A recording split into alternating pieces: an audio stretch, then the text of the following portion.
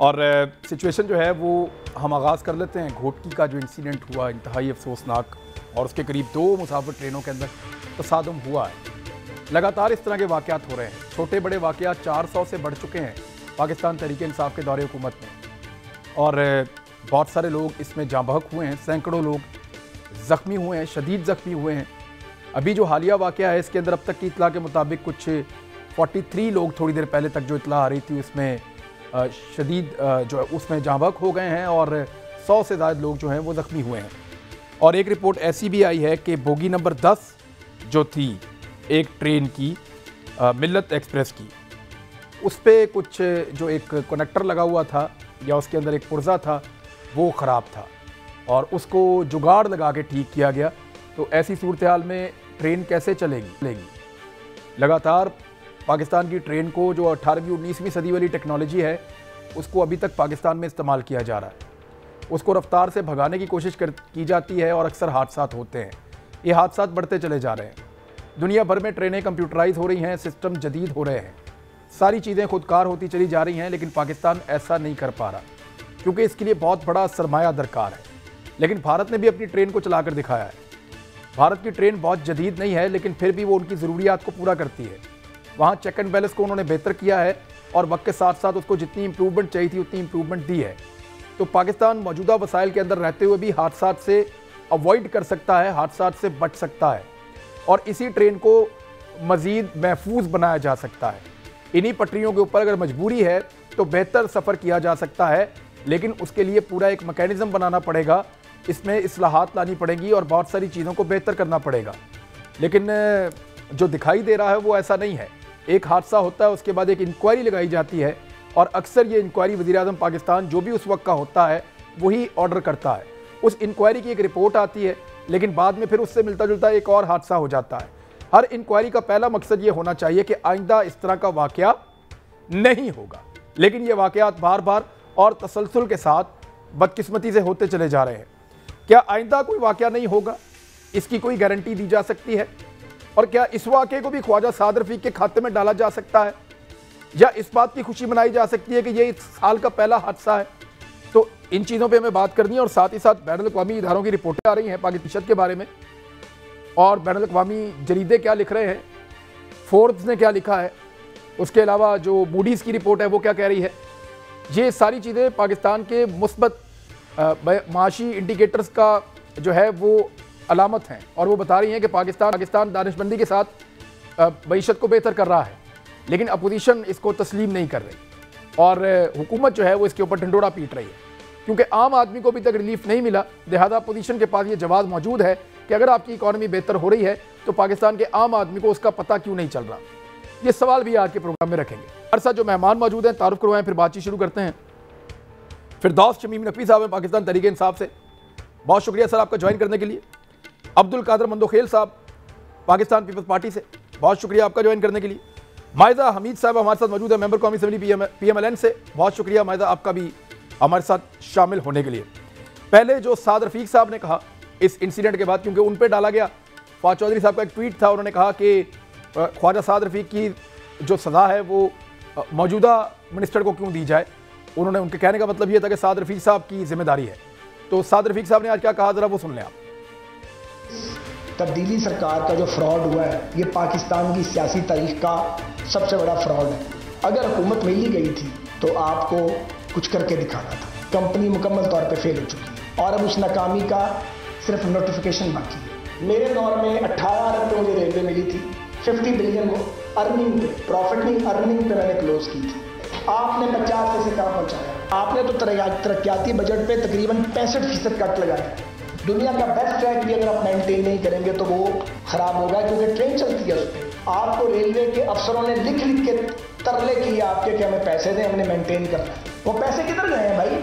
जो मिलते हैं किधर जाते हैं, कहाँ जाते हैं? जवाब दो ना, जवाब आपने देना है। अब रसीदें निकाली आपने है, हर ट्रेन घंटों घंटों लेट हो रही है, मुसाफिर खज्जल खार हो गए इनको। ये कोरोना की वजह से हुआ है। जो पहला वजीर रेलवे था उसे सिवाय जुगाली करने के अल्फाज की और रेलवे हेडक्वार्टर को अपने मुखालफिन को गालियां देने के सिवा से कोई काम नहीं था। आप तो इस्तीफा मांगा करते थे। लोधरा पे तो इमरान खान साहब पहुंच गए थे, वहां पे इस्तीफा दे दो। अपनी बार इस्तीफा लेना याद नहीं आता?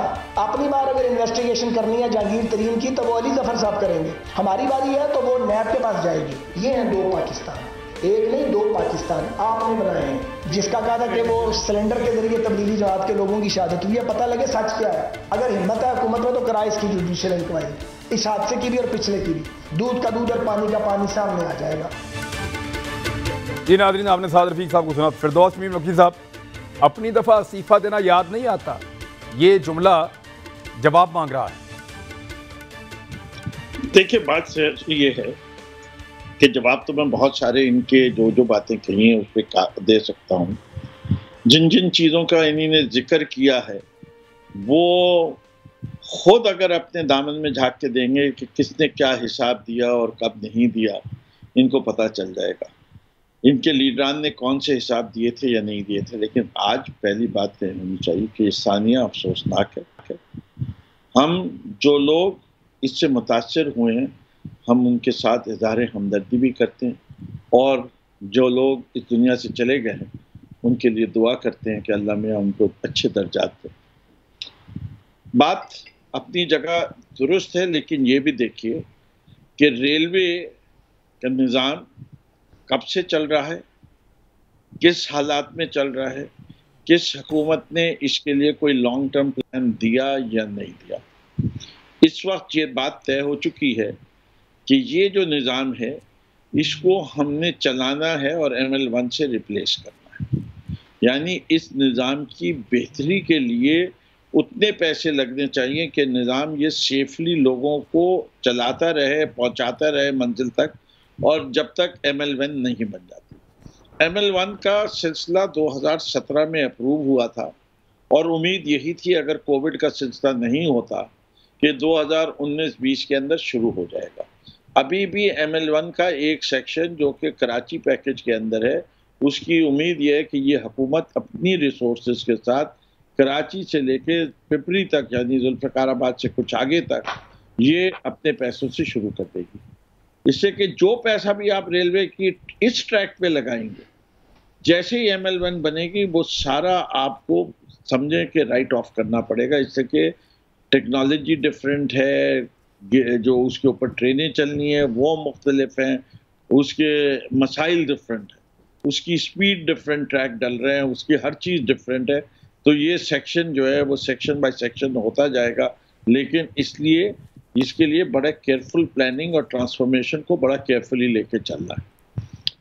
हमारे यहाँ के जो फैसले बाजी में हुए उसमें मैं क्या जिक्र करूँ कि ट्रेनें गलत आ गई या कभी इंजन गलत आ गए, ये दोनों जो है हमारे दौर में नहीं हुए।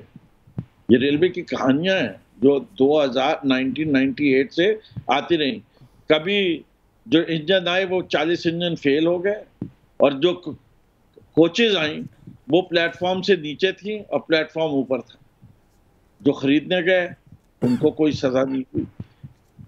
जहाँ तक ये हादसात का ताल्लुक है, मैं ये समझता हूँ कि असल में महकमा खुद जिम्मेदार होता है।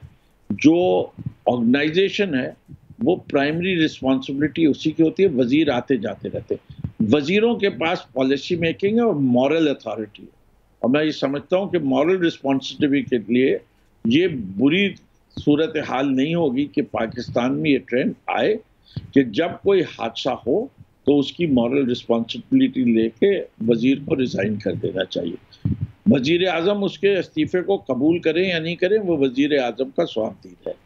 लेकिन ये ट्रेंड किस वक्त शुरू होगा, मैं समझता हूँ कि पहले खड्डे कुछ भर लें, जो पुराने खड्डे, उसके बाद अभी भी जहाँ जहाँ इंक्वायरियाँ शुरू हैं, जुल्फ़े बुखारी रावलपिंडी हट गए, बाबर अवान को हटा दिया, नदीम बाबर को पेट्रोलियम पे हटा दिया, इसी तरीके से जहांगीर तरीन को शुगर इंक्वायरी से है। वी आर गेटिंग देयर, इंशाल्लाह we will come to the transparency level very soon. और बहुत सारी चीज़ों के अंदर जो माजी में कभी आप ये कह रहे हैं कि क्योंकि निज़ाम ठीक नहीं था, क्योंकि बहुत बसीदा और पुराना था और उसके अंदर एक बहुत बड़ी तब्दीली चाहिए जो ML1 की सूरत में आएगी, तो इसलिए रिस्पॉन्सिबिलिटी निज़ाम के ऊपर है, उन लोगों पे नहीं डाली जा सकती जो फॉर द टाइम बीइंग उस निज़ाम में आकर काम करते हैं। तो साद रफीक पे फिर उन पे भी नहीं डाली जा सकती ना, साद रफीक पे भी नहीं डाली जा सकती। इमरान साहब, मैंने कुछ और कहा। मैंने कहा अगर इंस्टीट्यूशंस मजबूत हों तो ऐसे हादसा नहीं, चाहे वजीर कोई भी आए आता जाते रहे। मैं बात ये कहना चाह रहा था। ठीक है। और बात आप कुछ कह रहे हैं उसके लिहाज से ख्वाजा साद रफीक पे भी जाएंगे। एक वजीर का काम है विजन देना, पॉलिसी देना, और उसकी इकोनॉमिक्स को देख के और उसको आगे एक जो फ्यूचरिस्टिक सोच रखता है वो लेके आनी चाहिए। जैसे कि इंडिया में आपने देखा कि एक वजीर था जिसको लालू भाई प्रसाद, जिसको कोई मानने को भी नहीं तैयार था। उसने अपना विजन लाया, ही टर्न इंडियन रेलवे, पूरा इंडियन रेलवे को बदल के रख दिया लालू प्रसाद यादव ने। बिल्कुल ठीक है। प्रसाद ने, जबकि लालू भाई प्रसाद को लोग कहते थे अंगूठा छाप है, इसको कुछ आता जाता नहीं। आज टुडे हिज जो उससे तब्दीलियां लाई वो दुनिया के बेहतरीन बिजनेस स्कूल्स में एज अ केस स्टडी पढ़ाई जाती है।